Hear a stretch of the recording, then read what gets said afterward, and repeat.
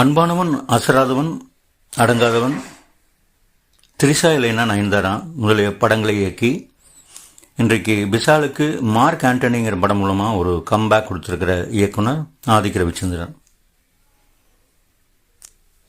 இவருடைய வாழ்க்கையில் மேலும் ஒரு முன்னேற்றமாக இவர் இல்லற வாழ்க்கையில் நுழைய போகிறாரு. அதுவும் ஒரு காதல் திருமணம் செஞ்சுருக்காரு. மணமகள் யாருன்னா, உலகத் தமிழர்களின் நெஞ்சில் நீங்காத இடம்பெற்ற நடிகர் திலகம் சிவாஜி கணேசன் அவர்களின் பேத்தியும் இளைய திலகம் நடிகர் பிரபு அவர்களின் புதல்வியுமான ஐஸ்வர்யா தான் அவங்க.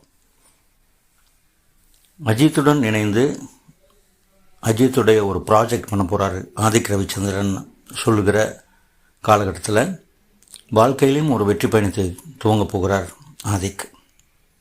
சில நாட்களுக்கு முன்பு நடைபெற்ற ஆதிக் ரவிச்சந்திரன் ஐஸ்வர்யா அவர்களுடைய திருமண வரவேற்பில் குடும்பத்தினருடன் இயக்குனர் கே பாக்யராஜ், இயக்குனர் மணிரத்னம், சூப்பர் ஸ்டார் ரஜினிகாந்த், உலகநாயகன் கமலஹாசன், விஷால், வைஜி மகேந்திரன்,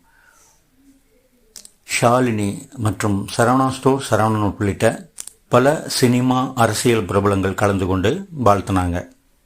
நாமும் அவர்களை வாழ்த்துவோம். மேலும் இது போன்ற புதிய விறுவிறுப்பான கோலிவுட் செய்திகள் மற்றும் சினிமா செய்திகளையும் திரை விமர்சனங்களையும் கண்டுகளிக்க யுவர் சினிமா டுடே யூடியூப் சேனலை தொடர்ந்து காணுங்கள். ஷேர் பண்ணுங்கள், சப்ஸ்கிரைப் பண்ணுங்கள். உங்கள் ஆதரவை தொடர்ந்து யுவர் சினிமா டுடே சேனலுக்கு அளியுங்கள். நன்றி, வணக்கம்.